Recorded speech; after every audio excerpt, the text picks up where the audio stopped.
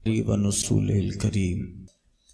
अम्मा बाद फ़ऊज़ु बिल्लाहि मिनश शैतानिर रजीम। बिस्मिल्लाहिर रहमानिर रहीम। अफ़ अमीना अहलुल क़ुरा अन यातियहुम बासुना बयातम वहुम नाइमून। अब अमीना अहलुल क़ुरा अन यातियहुम बासुना दुहम वहुम यलअबून। अफ़ अमीनु मकरल्लाह फ़ला यअमनु मकरल्लाहि इल्लल क़ौमुल ख़ासिरून। क्या बस्तियों वाले नहीं डरते कि उन पर हमारा अज़ाब रात को आए जब वो सोते हों, या बस्तियों वाले नहीं डरते कि उन पे हमारा अज़ाब दिन चढ़े आए जब वो खेल कूद रहे हों। क्या अल्लाह की मख्फी तदबीरों से बेखबर हैं? तो अल्लाह की खुफिया तदबीरों से निडर नहीं होते मगर तबाही वाले। पिछली आयत पाक में कुफ्फार गुज़िश्ता कौमों के अज़ाबों का जिक्र हुआ। अब यहाँ सरकार सल्लल्लाहु अलैहि वसल्लम के ज़माने के कुफ्फार को अल्लाह की पकड़ से डराया जा रहा है। पिछले वाक़यात में कौम आद, कौम समूद, कौम नूह और कौम शुआइब, इन सब अक़वाम का जिक्र हुआ और उनकी नाफरमानियों पे अल्लाह ताला का अज़ाब जो उन बस्तियों पे आया, उन आबादियों पर अल्लाह का जो अज़ाब आया, ज़लज़ले की शक्ल में, आंधी और तूफ़ान की शक्ल में, चेहरा मस्ख और बदलने की शक्ल में, और सैलाब की शक्ल में कौम नूह पर। अब ये वाक़यात बयान करके एक नतीजा निकाला जा रहा है और मकसद जो था वो मकसद बयान हो रहा है। कभी डराकर धमकाकर बुलाया जाता है, कभी लालच से बुलाया जाता है, कभी कुछ इबरत की बातें बताकर पॉजिटिव बनाया जा रहा है। बुलाने के अलग अलग तरीके। कभी अल्लाह ताला जन्नत का जिक्र करके बुला रहा है कि अब वो ईमान ले आए, कभी जहन्नम से खौफ दिलाकर उन्हें दावत दी जा रही है कि अब वो ईमान ले आए कि जहन्नम से डरे, वरना बगैर ईमान मरे तो उसी जहन्नम में जाना है।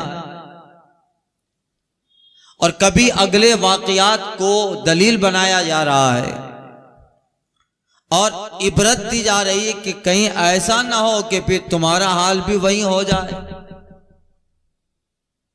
इसलिए उन कुफ्फार का जिक्र हुआ, उन अंबिया की कौमों का, मुअज़्ज़बीन अक़वाम कौमें जिस पे अज़ाब आया, उन बस्तियों का जिक्र हुआ। अब यहाँ फरमाया अफ़ अमीन अहलुल क़ुरा अन यातियहुम बासुना बयातन वहुम नाइमून। क्या बस्तियों वाले नहीं डरते? बस्तियों से मुराद मक्का वाले, ताइफ वाले, राबिग वाले।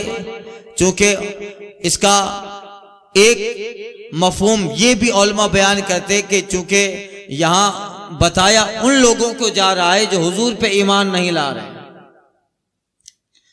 तो अगर वो मुराद है तो फिर बस्ती से मुराद मक्का, ताइफ और राबिग और आसपास की बस्तियां जो ईमान नहीं लाते थे, कुफ्र में पड़े हैं और सरकार और इस्लाम के खिलाफ साजिशें कर रहे थे।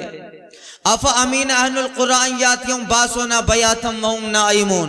क्या बस्तियों वाले नहीं डरते कि उन पे हमारा अजाब आ जाए और उस वक्त आए वहुम नाइमून, जब रात को वो सब सो रहे हों।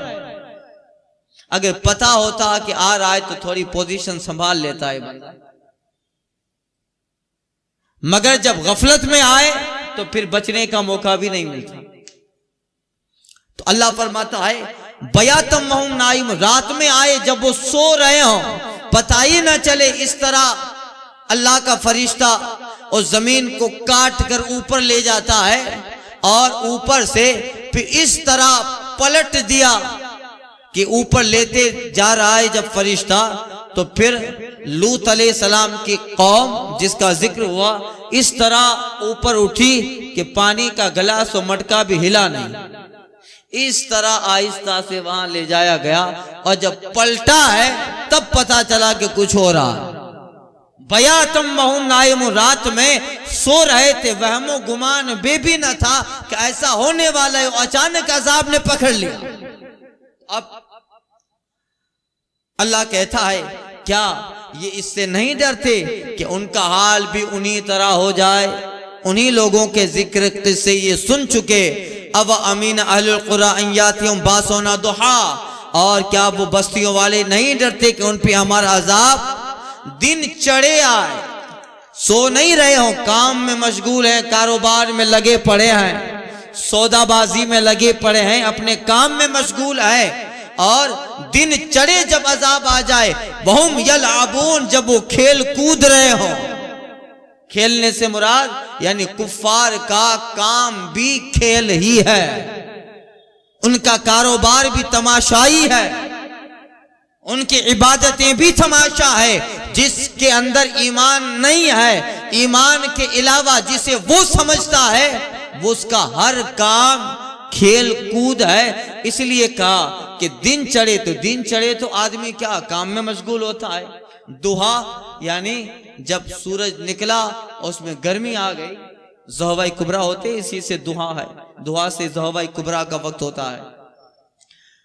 तो जब खेल कूद में मशगूल हो, मतलब काम कर रहे हो, अपने कारोबार में मशगूल है और उन पे अजाब आ गया, तो उनका काम, उनका कारोबार ये सब खेल कूद ही है, या ये कि अंबिया के नबी सल्लल्लाहु अलैहि वसल्लम के खिलाफ साजिशों में मशगूल है और उन पे अजाब आ गया। तो कभी बस्तियां उलट कर, कभी आंधी, कभी तूफान, कभी सैलाब की शक्ल में। अब आका अलैहिस्सलातो तस्लीम पर यह आयत उतर रही है और उन अगले वाक़यात का जिक्र करके रब फरमा रहा है कि क्या ये लोग नहीं डरते कि उन पे भी हमारा अजाब आ जाए, इन बस्तियों वालों पर, और वो सो रहे हो, खेल कूद में हो, दिन चढ़े। वो क्या समझ रहे हैं कि अल्लाह ताला उन्हें छोड़ रहा है? इतना वक्त गुजर गया, इन सारे कौमों के वाक़यात सुन लिए, वो गाफिल हैं क्या?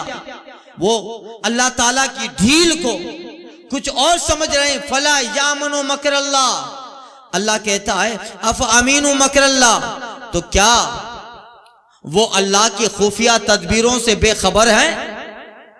वो नहीं जानते कि अल्लाह ताला उनके साथ क्या करने वाला है। फला यामनु मकर अल्लाह इल्लल कौमुल खासिरून, तो अल्लाह की खुफिया तदबीर से नहीं डरते मगर तबाही वाले, उसकी तदबीरों से निडर नहीं होते, उनकी अल्लाह की तदबीर से निडर नहीं होते मगर तबाही खसारे वाले हैं, वही अल्लाह की तदबीर से निडर हो जाते हैं, समझ नहीं पाते। देखिए मकर अल्लाह, मकर का लफ्ज इस्तेमाल हुआ। मकर का माना लुगत में, यहाँ एक जुमला है, इसमें अल्लाह ताला के गजब का जिक्र है, और मकर अल्लाह, मकर का जिक्र, लफ्जी तर्जमा हुआ अल्लाह का मकर। तो अब मकर का माना है, लग़वी माना है खुफिया तदबीर, खुफिया तदबीर, सीक्रेट प्लान, जो पता भी ना हो और उसके खिलाफ तदबीर हो रही है, उसे पता भी नहीं है और उसके खिलाफ मंसूबे हो रहे हैं। तो अब सुनो पहले मकर का लफ्ज, चूंकि इस पे उलमाए किराम ने बहुत बहस की है। कुरान मजीद में एक जगह आया मकरू व मकर अल्लाह, उन्होंने अल्लाह के साथ चाल चली। वाबियों का तर्जमा बता रहा हूं, सुनिएगा कैसा तर्जमा करते हैं।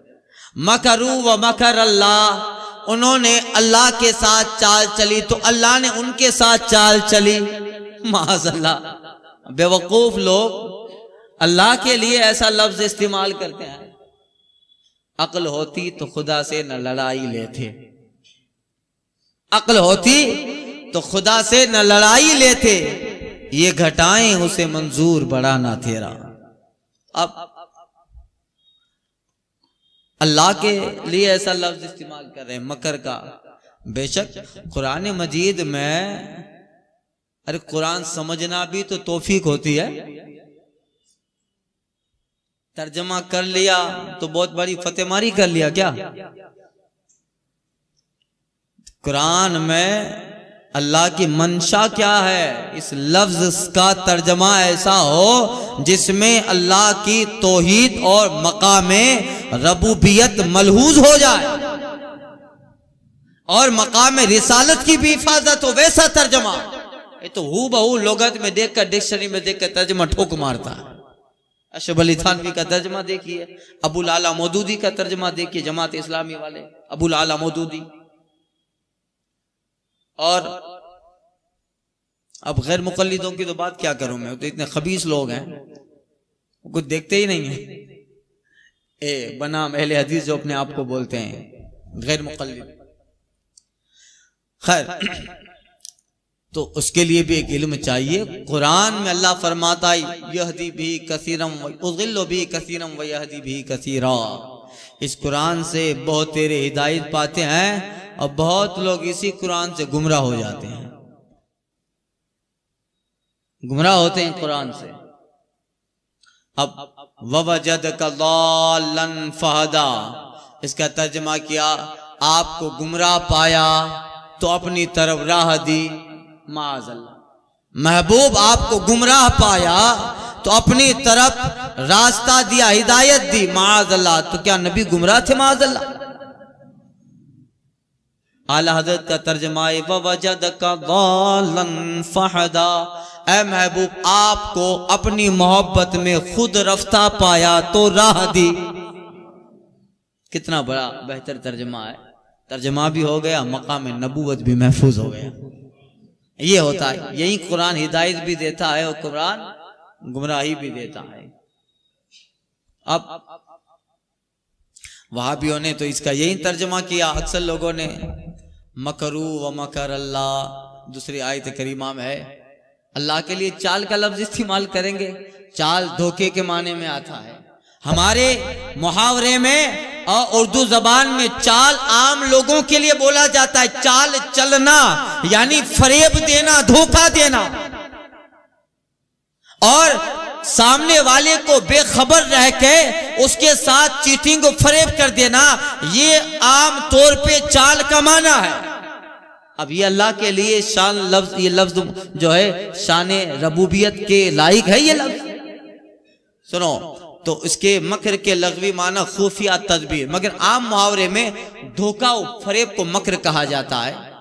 यहाँ लग़वी माना यही है, मकरू व मकर अल्लाह, वहां भी और यहाँ भी।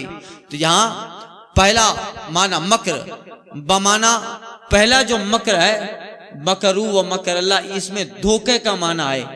मकरू, उन लोगों ने धोखे से काम लिया। वह मकर अल्लाह, और दूसरा मकर है उसमें अल्लाह ताला की तरफ निस्बत की गई है मकर की, तो यहाँ धोखा कहा ही नहीं जाएगा। दूसरे माना में जो मकर है उसकी निस्बत बारी ताला की तरफ है। तो अब पहले में जो मकर है वहां कुफार मुराद है, मकरू यानी मकर अल्लज़ीना कफरू, काफिरों ने मकर किया, धोखे से काम लिया। और दूसरे में मकर अल्लाह, इस मकर को अल्लाह की तरफ निस्बत दी गई। तो अब यहाँ धोखे का माना तस्वुर में आ ही नहीं सकता, ख्याल में नहीं आ सकता। यहाँ माना है खुफिया तदबीर के, मकरू उन्होंने धोखे से काम लिया। मकर अल्लाह, अल्लाह उनकी खुफिया तदबीरों को जानने वाला है। वो जो प्लानिंग करते हैं उनके मकर को अल्लाह, उनकी खुफिया तदबीरों को रब जानने वाला है। देखिए माना भी हो गया, मकसद भी पूरा हो गया, मनशा कुरान भी आ गया और ऐसा तर्जमा हो गया जिसमें शान रबूबियत भी मलहूज हो गई। यही होता है, यही तो है। कुरान हिदायत भी देता है, कुरान गुमराही भी देता है। जो हुजूर की मोहब्बत से पढ़ते हैं उनके लिए कुरान हिदायत ही हिदायत है, वरना कुरान क्या बुखारी भी लोगों के लिए गुमराही सब बन जाती है। बेइश्क के मुस्तफ़ा जो पढ़ते हैं बुखारी, आता है बुखारू ने आती नहीं बुखारी। तो ये है कि हुजूर की मोहब्बत के बगैर। अब देखो यहां है मकर अल्लाह, अमीनू मकर अल्लाह, तो क्या अल्लाह की खुफिया तदबीरों से बेखबर हैं? वो नहीं जानते हैं क्या? बेखबर हैं कि अल्लाह ताला उनके प्लानिंग, उनके दिल के राज, उनके भेद को नहीं जानता? ऐसा तो है ना, बेखबर है, नीडर हो जाते हैं अल्लाह की तदबीर से। और फरमाया फला यामनु मकर अल्लाह इल्लल कौमुल खासिरून, अल्लाह की खुफिया तदबीरों से नीडर वही होता है जो तबाही वाले, खसारे वाले हैं। तो ये तबाही वाले हैं, नीडर हो गए, कुछ नहीं हो रहा है, अजाब नहीं आ रहा है, ढील दे रहा है रब ताला। तो इस ढील को वो कुछ और माना समझने लगे कि अगर गलत होते तो उन कौमों की तरह अजाब मक्का में भी आ जाता, ताइफ में आ जाता, राबिग में आ जाता। जिस तरह उन मुअज़्ज़बीन, उन लोगों पर कौम सालेह, कौम समूद, कौम आद, कौम लूत पे अजाब आया, हम पे भी आ जाता। कुछ नहीं हो रहा है, तो क्या अल्लाह की तदबीर से बेखबर हैं कि अजाब नहीं आ रहा, हम मौखर कर रहे हैं, ढील दे रहे हैं? ये इसका गलत माना ले रहे हैं। अल्लाह ताला इनके सारे हालात से बाखबर है, मगर रब वक्त दे रहा है, ढील दे रहा है। और इस ढील को ये बेवकूफ लोग ये समझने लगे कि हम लोग सच्चे हैं, कुछ नहीं हो रहा है। तो अल्लाह के जो खास बंदे होते हैं, रब के बंदे, वो थोड़ी सी बात से इबरत पकड़ लेते हैं। और जो नीडर हैं, कुफ्फार हैं, उनके लिए अजाब भी आ जाए तभी इबरत नहीं होती।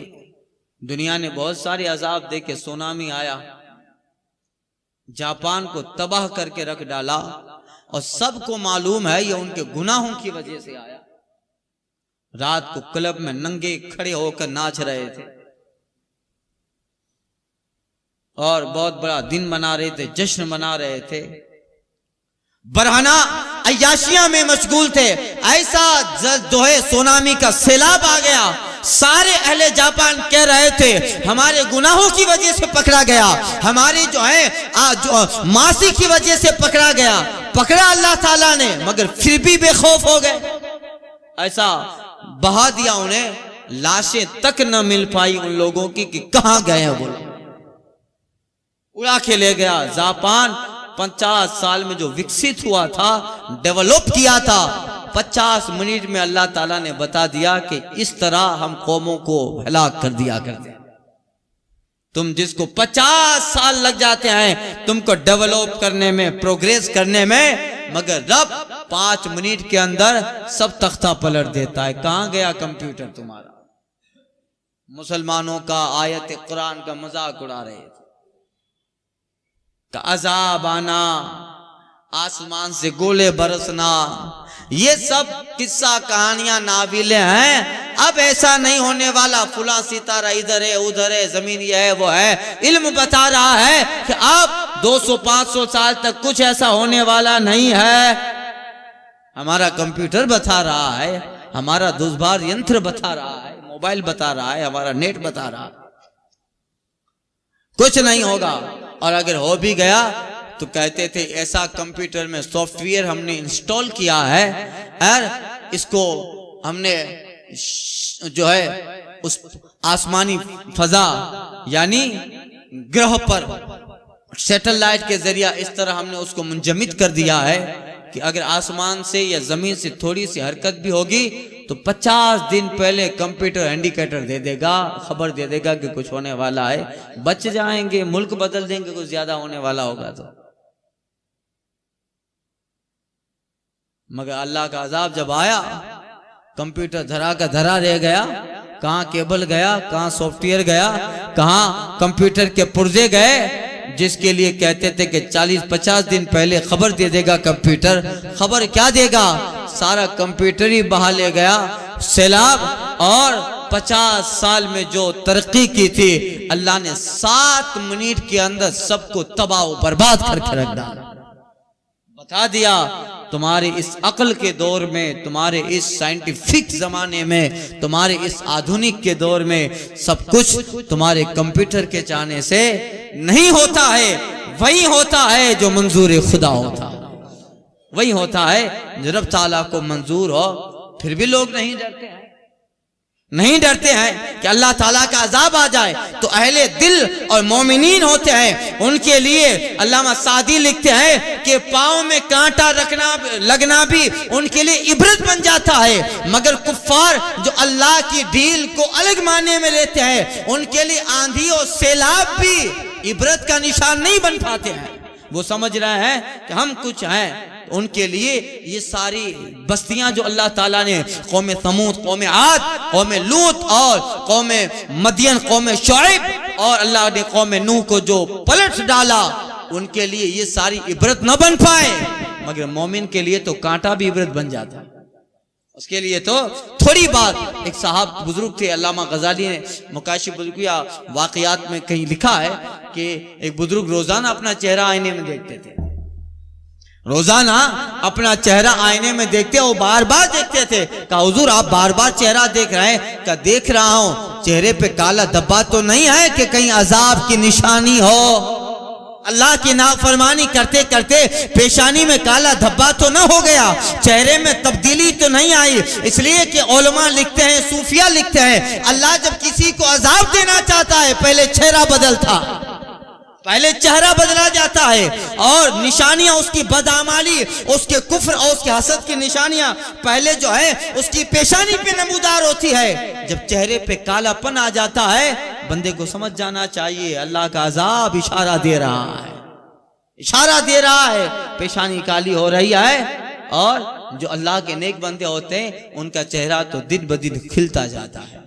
अल्लज़ीन वजिलत कुलूबुहुम बिज़िक्रिल्लाह, कुरान कहता है ये वो लोग होते हैं अल्लाह के जिक्र थे उनके चेहरे जिला पाते हैं, उनके चेहरे खिल जाते हैं। वजिलत कुलूबुहुम इज़ा ज़ादतहुम आयत व इज़ा तुलियत अलैहिम आयातु ज़ादतहुम ईमाना, और जब अल्लाह की आयतें उन पे तिलावत की जाए, कुरान पढ़ा जाए तो ईमान भी तरक्की पाता। उनकी तो ये शान है, मगर दूसरे लोग इससे इबरत नहीं पकड़ते। तो वो साहब, वो बुजुर्ग रोजाना चेहरा देखते थे, यानी कह रहे इबरत के कहीं कुछ ऐसा हो तो नहीं गया, कुछ हो जाए तो वो इशारा समझते थे कि कहीं कुछ होने वाला है। तो मोमिन के लिए कांटा भी लगता है तो वो समझ जाता कि कुछ होने वाला है। और कुफ्फार के लिए बस्तियां उलट दी गई, मगर वो अल्लाह की खुफिया तदबीरों से बेखबर हैं। अल्लाह फरमाते फला यामनु मकरल्लाह इल्लल कौमुल खासिरून, जो खसारे वाले, तबाही वाले हैं वही अल्लाह की खुफिया तदबीर से निडर है का कुछ नहीं होने वाला है। हम बैठे हैं ये जिन्हें असबाब पे भरोसा होता है, इसलिए वो उन चीजों से निडर हो जाते हैं, गाफिल हो जाते हैं। इसलिए सूफिया किराम रिज़वानुल्लाह ताला अलैहिम अजमईन फरमाते हैं कि गाफिल अगर काफिर है तो गाफिल काफिर की जिंदगी का खुलासा है खाना पीना, कमाना, घुमाना, यही गाफिल की जिंदगी है। डॉक्टर इकबाल कहते हैं क्या कहें अहबाब क्या कारे नुमाया कर गए। इकबाल ने लिखा है, या अकबर का शेर, अकबर इलाहाबादी का है गालिबन, क्या कहें अहबाब क्या कारे नुमाया कर गए, बीए किया नौकर हुए पेंशन मिली और मर गए। बीए किया नौकर हुए पेंशन मिली और मर गए, यही जिंदगी का फलसफा है। तो ये गाफिल की जिंदगी है और ये जिंदगी हकीकत में अल्लाह का अजाब है। वो जिंदगी है क्या जो रब के कानून और रब के बताए रास्ते से दूर होकर गफलत में गुजारी जाए, वो जिंदगी। अल्लामा सादी कहते हैं दुनिया तो यह है कि मेहनत से जोड़ना हसरत से छोड़ना, मेहनत से जोड़ना हसरत से छोड़ना, यानी मेहनत से जमा करता रहा और मौत का वक्त आया तो मेहनत से जोड़ा था, हसरत से छोड़ रहा है, हसरत से छोड़ रहा है। अब वो क्या जिंदगी है। इसीलिए उन्हीं अय्यूब का इनायत करीमा में जिक्र हुआ, वहुम नाइमून, कि वो दिन में खेल कूद रहे हों, वो रात में सो रहे हों, वहुम यलाबून, और दिल में खेल कूद रहे हों और ऐसी गफलत में पड़े हों कि अचानक अल्लाह का अजाब आ जाए। दिन लहू में खोना तुझे, शब्द सुबह तक सोना तुझे, शर्म नबी खौफ खुदा ये भी नहीं वो भी नहीं। ये उनका, जब इंसान हद से बढ़ता है तो उसमें अल्लाह ताला की जात से बेखौफी पैदा हो जाती है। जब इंसान गुनाह ज्यादा करता है, ज्यादा गुनाह करता है तो बेखौफी बढ़ जाती है, और जो कम गुनाह करता है तो फिर उसके अंदर कुछ खौफ होता है।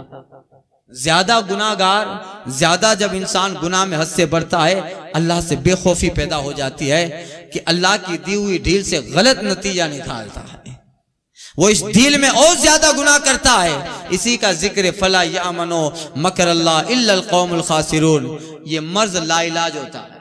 अब अल्लाह ढील दे रहा है, समझना चाहिए अब इसका मर्ज का इलाज क्या है, लाइलाज होता है। इस मोहल्लत को बुरे कामों में सर्फ करता है। अल्लाह फरमाता है ऐसे लोग घाटे में है, खसारे में है। इसलिए सूफिया फरमाते हैं दुनिया में अमन आखिरत की बेअमनी का जरिया, दुनिया का अमन आखिरत में बेअमनी है, दुनिया में बेखौफी आखिरत में खौफ है, दुनिया का चैन और सुकून आखिरत की बेचैनी है, आखिरत की बेचैनी है, बेकरारी है। और इसके बरखिलाफ दुनिया में खौफ आखिरत का बेखौफ होना है, दुनिया में दिल की बेकरारी आखिरत का करार है, दुनिया में खौफ से रोना आखिरत में हंसना है, दुनिया में खौफ इलाही से रोना आखिरत में हंसना है, आखिरत में हंसने का जरिया है। इसलिए मौलाना रूम कहते हैं अज पसे हर गिरिया आखिरत खाखिर खंदा इस, अज पसे हर गिरिया आखिर खंदा इस, मर्दी आखिर भी मुबारक बंदा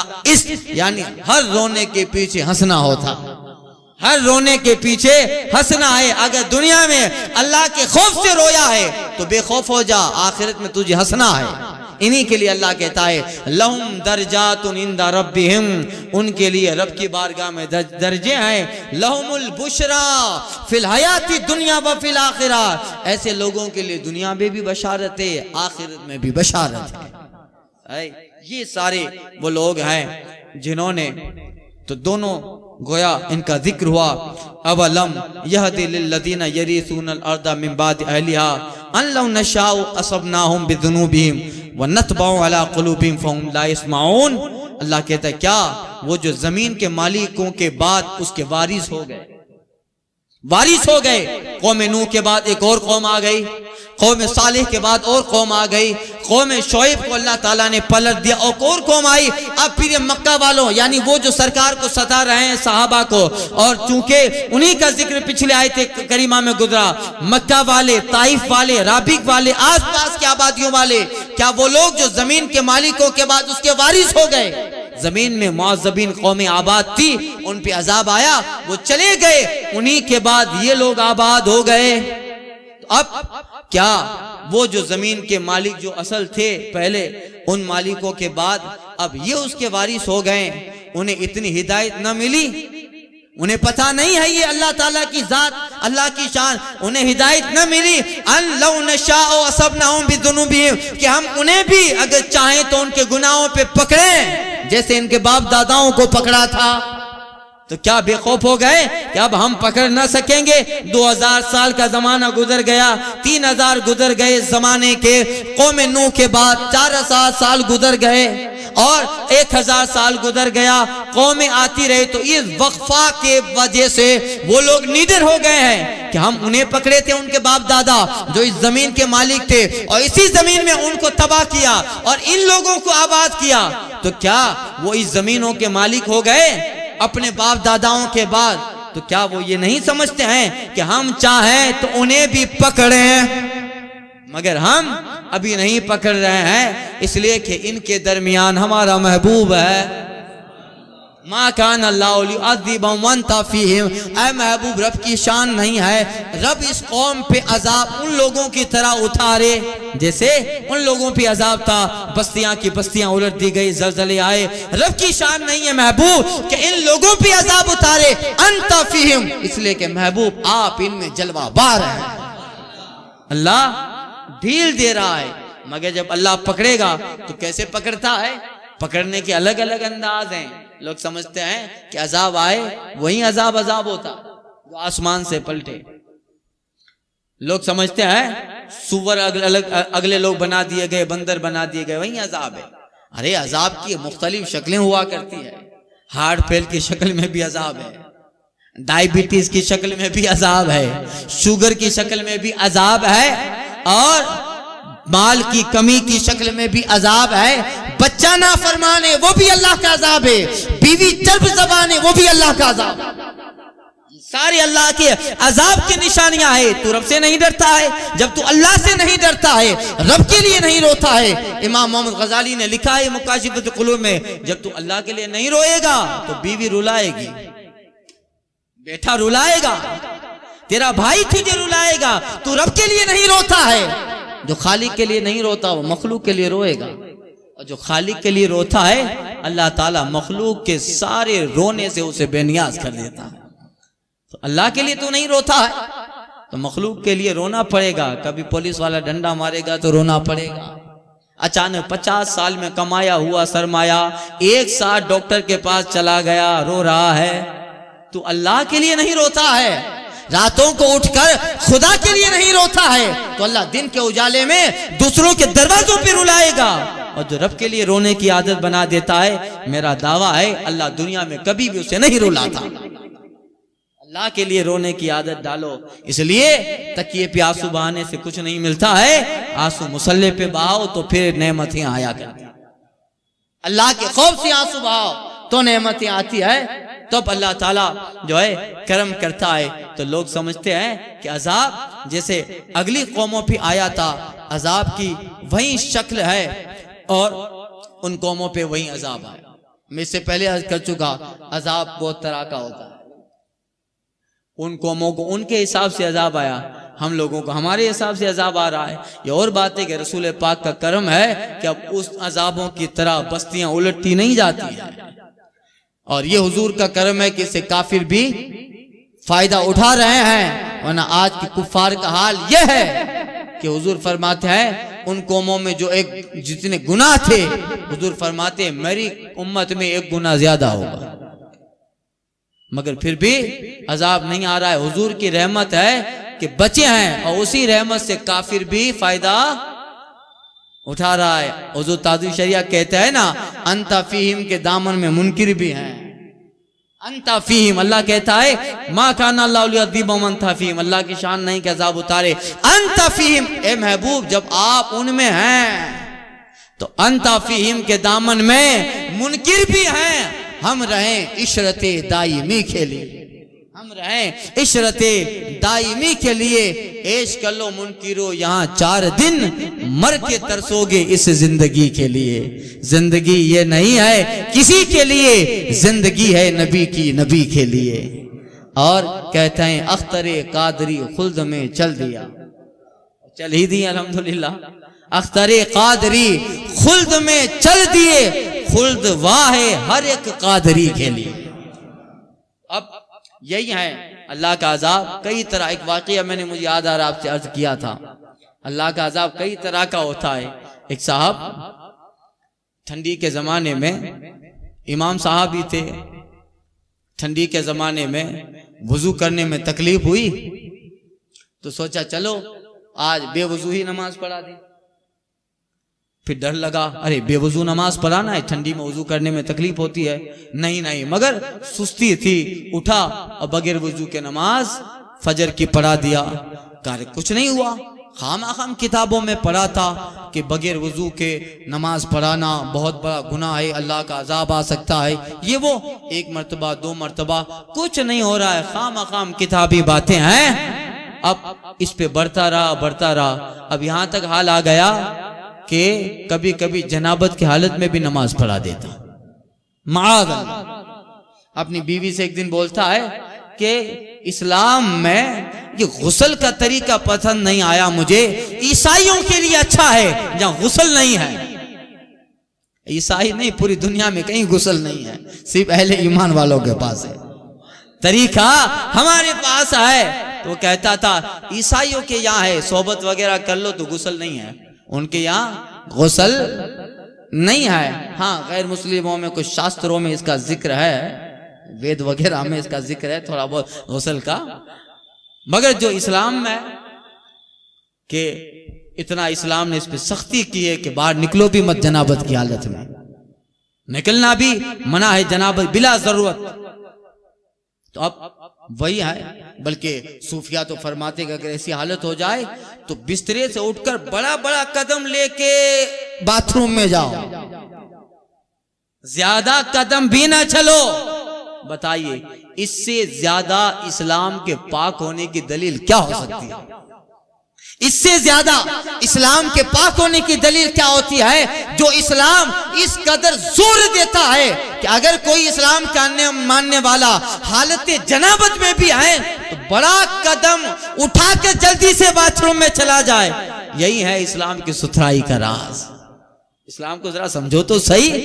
इधर उधर डेबिट में आने के लिए 2-4 गूगल से लाइन पढ़कर इस्लाम समझ रहा है और इस्लाम मान रहा है। क्या ये इस्लाम? गहराई से पढ़ इस्लाम क्या है, डीपली मुताला कर इस्लाम का थॉट क्या है, Sprite of the Islam, spirit इसकी इस्लाम की क्या है, उसको पढ़ तो पता चलेगा। दुनिया का वाहिद मजहब है जो सुथरा भी है और सुथरा होने के साथ साथ अपने मानने वालों को सुथरा बनाता भी है। ये तो साहब अपनी बीवी से कहने लगे कि ईसाइयों के यहाँ बहुत अच्छा है कि जनाबत क्या कहते सोहबत कर लो, नापाक हो जाओ तो गुस्ल नहीं है। अब जाहिर बात है, हुजूर फरमाते हैं जो जिससे मोहब्बत करेगा उसके साथ ही है। मन तशब्बहा बिकौमिन फहुवा मिनहुम, और जो किसी कौम से मुशाहबत रखता है वो उसी में से हो गया। और उसने तो जबान से कह दिया ईसाइयत अच्छी है। अब जो है रोजाना का रूटीन हो गया। अब फिर इस पे इतना कि इस दिल में ऐसा घर कर गया ये मसला कि फिर उसने कहा नहीं चाहिए इस्लाम, वुजू करना, गुस्ल करना, इतनी पाबंदियां, ईसाइयत ही इख्तियार कर लेते, माज़अल्लाह ईसाई बन गया। एक दिन फ्लाइट में सफर कर रहा था और एक मौलाना साहब किबला भी बैठे थे, कोई सच्चे आलिम थे, वारिस नबी थे। उनसे बातों में बात हुई तो कहने लगा कि खामा खाम बातें हैं कि ये अजाब वो अजाब। मैं कई जमानों तक ऐसे ही नमाज पढ़ाया और ऐसे ही जो है कुछ नहीं हुआ। आप कैसे का मुसलमान था अभी ईसाई बन गया। वालिम कहते हैं तो ये समझता था कि अजाब अजाब उन शक्लों में आता है जैसे अगली कौमों पे आया। अरे बंदा, इससे बड़ा अजाब क्या है कि अल्लाह ने पाक कलमा अपने दीन का तुझसे निकाल लिया। इससे बड़ा अजाब क्या है? अल्लाह ने अपना दीन तुझसे ले लिया, अपने मजहब को तुझसे ले लिया। ए पाक कलमा जो दीन इस्लाम का था वो कलमा शहादत तुझसे ले लिया। इससे बड़ा अजाब क्या है कि तू काफिर हो, ईसाई बन गया। तो क्या समझता है? अजाब मुख्तलिफ शक्लों में आया करता है। बस इंसान को सोचना चाहिए कि जो आया है अजाब है कि नहीं है, अजाब है या नहीं है। तो ये जो है बंदे को सोचना चाहिए।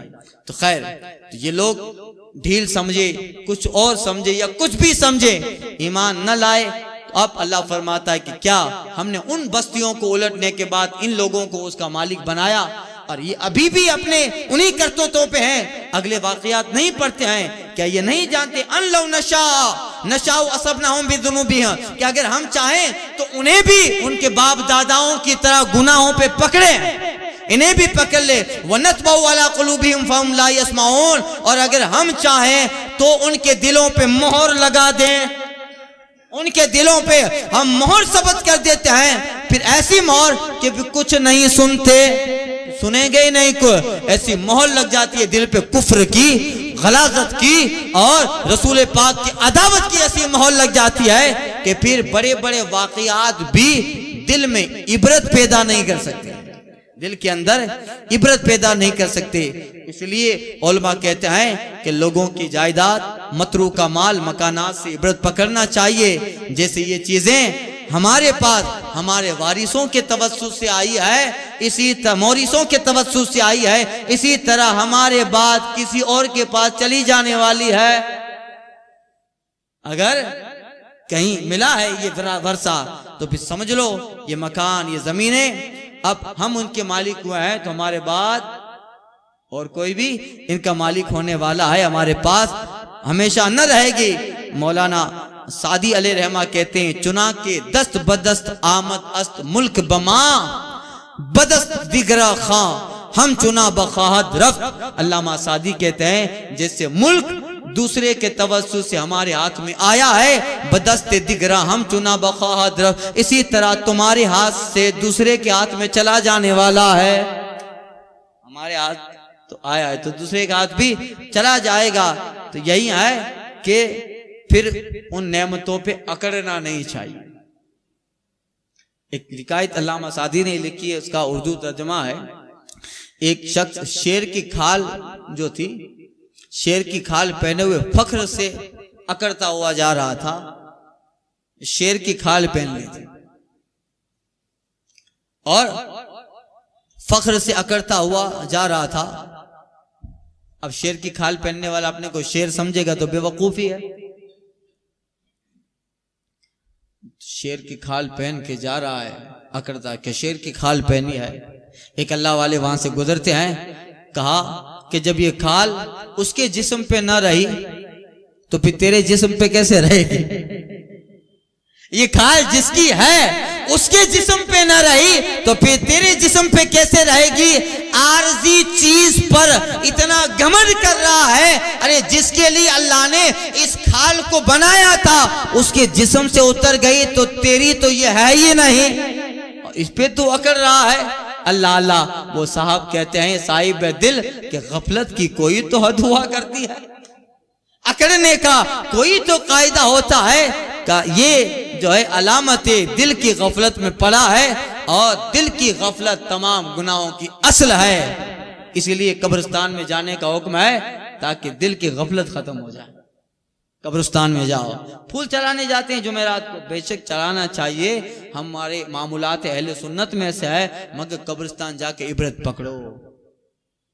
जहां आए हैं वहां कभी हमको भी आना है, पकड़ो वहां इबरत। जाके गोरिस्तान में देखो अजब सूरत के हाल, गोरिस्तान कब्रिस्तान जाके गोरिस्तान में देखो अजब सूरत के हाल, कैसे कैसे महरूबा हो रहे हैं पायमाल, कैसे कैसे महरूबा हो रहे हैं पामाल, कैसे हंसी की कब्र पर कांटों की बाढ़ है। जिसके गाल पे अगर उंगली पे रखो तो अंदर से खून दिख जाता था, इतना हसीन था। कैसे हसीन की कब्र पे कांटों की बाढ़ है, वो फूल सा बदन आज वो नजाकत कहां गई, वो फूल सा बदन आज वो नजाकत कहां गई। कल तक जो तन के चलते थे अपनी शान और शौकत पर, आज शम्मा तक नहीं जलती उनकी तुरबत पर। यही हाल है। तो गफलत निकालनी चाहिए और अगले वाकयात को याद करके इबरत हासिल करनी चाहिए। और ये इबरत इससे मोमिन ही हासिल करता है, खसारे वाले इबरत नहीं हासिल करते, मोमिन हासिल करता है। अब आज की पूरी तफसीर का खुलासा, गफलत दिल से निकाल कर उन कौमों से इबरत पकड़नी चाहिए, कहीं हमारा हाल भी वैसा ना हो। और दूसरा खुलासा इस तफसीर का कि अजाब की मुख्तलिफ शक्लें होती हैं। कभी जो है एक साहब कहीं वाज कर रहे थे, अल्लामा मौलाना साहब क़िबला वाज कर रहे थे और कहा कि आजकल लोगों में सुस्ती इतनी आ रही है, गफलत है कि अगले दौर के अंदर लोग चलते चलते खौफ खुदा से रोते थे, आज लोगों को रोना ही नहीं आता।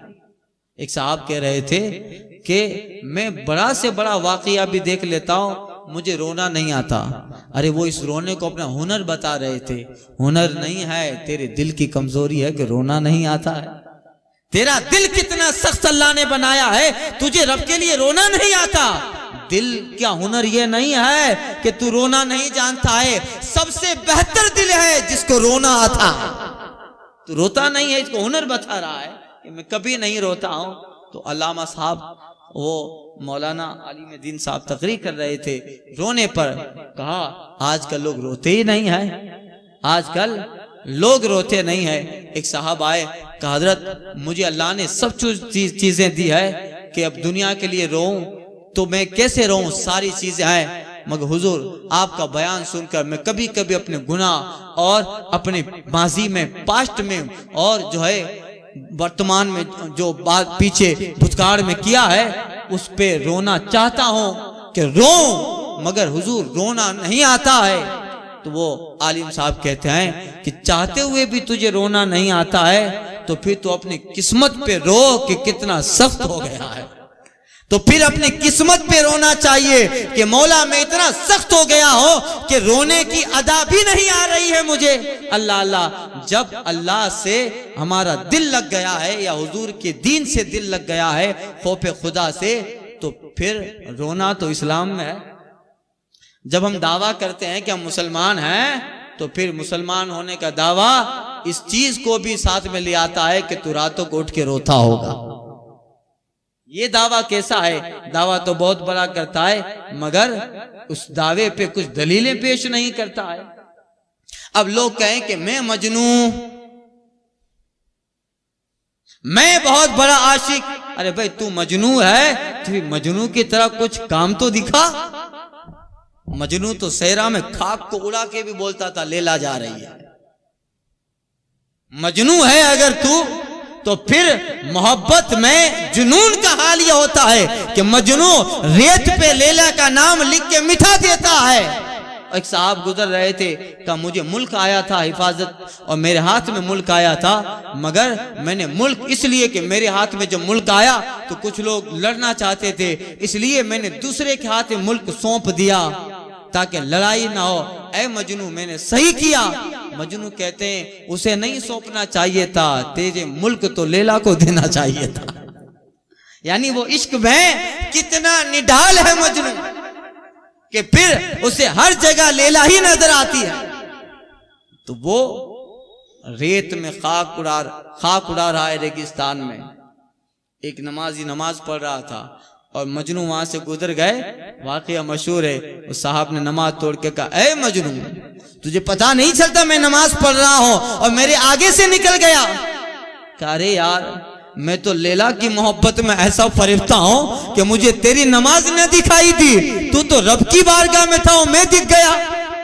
तू तो अल्लाह की बारगाह में खड़ा था और तुझे मैं दिख गया कि मैं गुजरा। मैं तो एक लैला की मोहब्बत में तुझे न देख पाया, तू रब की मोहब्बत में खड़ा था और मुझे देख लिया। ये कैसी मोहब्बत है तेरी? तो फिर अगर मजनू है तो फिर उसको जुनून और आशिक है तो इश्क की कुछ दलीलें तो पेश करनी चाहिए। इसलिए शायर ने कहा था ऐ जोशे जुनू बेकार नरे कुछ खाक उड़ा वीराने की।